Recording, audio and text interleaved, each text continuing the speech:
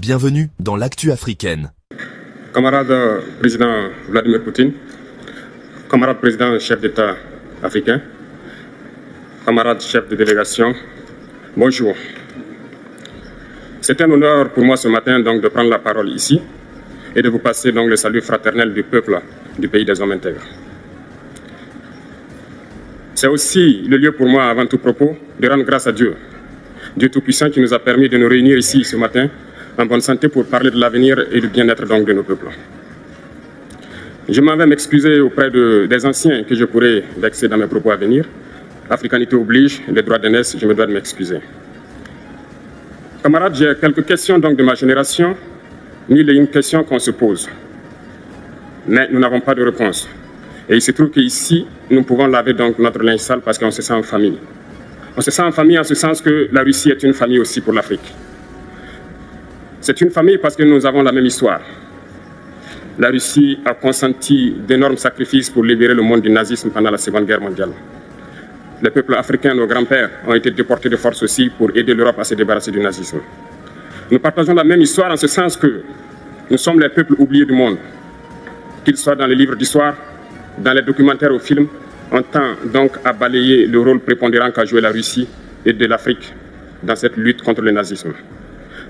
Nous sommes ensemble parce que, actuellement, nous sommes là pour parler de l'avenir de nos peuples, de ce qui va advenir demain, de ce monde libre auquel nous aspirons, de ce monde sans ingérence dans nos affaires internes. Nous avons les mêmes perspectives et je souhaite que ce sommet soit l'occasion donc de pouvoir tisser de très bonnes relations en vue d'un meilleur avenir de nos peuples. Les questions que mes générations se posent sont les suivantes, si je peux me résumer.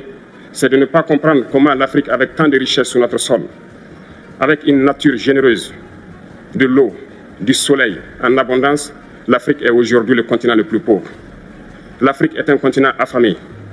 Et comment se fait-il que les chefs d'État traversent donc le monde à mendier? Voici des questions que nous nous posons et que nous n'avons pas de réponse jusque-là. Nous avons l'occasion de tisser de nouvelles relations. Et j'espère que ces relations puissent être les meilleures pour donner un meilleur avenir à nos peuples. Ma génération me charge aussi de dire que, par ce fait de pauvreté, ils sont obligés de traverser l'océan pour essayer de rallier l'Europe. Ils meurent dans l'océan. Mais que prochainement, ils n'iront pas traverser parce qu'ils viendront devant nos palais pour chercher leur pitance quotidienne.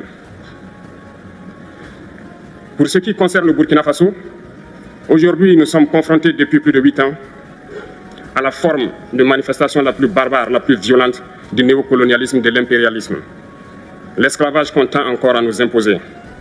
Nos dévanciers nous ont bien appris une chose. L'esclave qui n'est pas capable d'assumer sa révolte ne mérite pas que l'on s'apitoie sur son sort. Nous ne nous apitoyons pas sur nos sorts, on ne demande pas que quelqu'un s'apitoie sur notre sort. Le peuple burkinabé a décidé de lutter contre l'île terroriste en mesure de relancer son développement. Dans cette lutte, des vaillants peuples, des vaillantes populations se sont engagées à prendre les armes face au terrorisme, ceux que nous avons affectueusement appelés les VDP, des volontaires. Nous sommes surpris de voir les impérialistes traiter ces VDP de milices et de tout type. C'est décevant, parce qu'en Europe, lorsque des peuples prennent les armes pour défendre leur patrie, on les traite de patriotes. Nos grands-pères ont été déportés pour sauver l'Europe. Ce n'était pas avec leur consentement, contre leur gré. Et bien au retour, on se rappelle bien qu'à Tiaroy, lorsqu'ils ont voulu revendiquer leurs droits élémentaires, ils ont été massacrés. Cela ne fait rien donc. Lorsque nous, peuple, nous décidions de nous défendre, on nous traite de milices. Mais là n'est pas le problème. Ce qui est le problème, c'est de voir des chefs d'État africains qui n'apportent rien à ces peuples qui se battent, mais qui chantent la même chose que les impérialistes en nous traitant de milices, en nous traitant donc d'hommes qui ne respectent pas les droits de l'homme. De quels droits de l'homme parle-t-on? Nous nous offusquons contre cela et c'est honteux. Il faut que nous, chefs d'État africains, nous arrêtons de nous comporter donc en marionnettes qui dansent à chaque fois que les impérialistes tirent sur les ficelles. Hier, le président Vladimir Poutine a annoncé donc l'envoi de céréales en Afrique. Nous sommes bien contents. Nous lui disons merci pour cela. Mais aussi, c'est un message passé à nous, chefs d'État africains, parce qu'au prochain forum, nous ne devrons pas venir ici sans avoir assuré, pour ceux qui ne connaissent pas la guerre, l'autosuffisance alimentaire de nos peuples. Nous devons prendre l'expérience de ceux qui ont pu déjà atteindre cela en Afrique, tisser de bonnes relations ici et tisser de meilleures relations avec la Fédération de Russie pour pouvoir assouvir les besoins de nos populations. Je ne serai pas peut-être long, le temps imparti est très court. Nous sommes obligés de nous arrêter à un moment donné. Mais je voudrais terminer en disant que Nous devons donc rendre hommage à nos peuples qui se battent. Gloire à nos peuples, dignité à nos peuples, victoire à nos peuples. La patrie ou la mort, nous vaincrons. Merci, camarades. Voilà, c'était l'actu africaine, votre rendez-vous avec l'énergie, les talents et les réussites du continent. L'Afrique avance, et ensemble, nous faisons partie de cette histoire.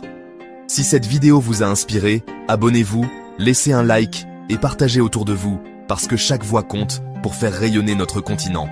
Merci d'avoir été avec nous aujourd'hui. On se retrouve très bientôt pour une nouvelle dose d'inspiration, de vérité et de fierté africaine. À très vite sur l'actu africaine.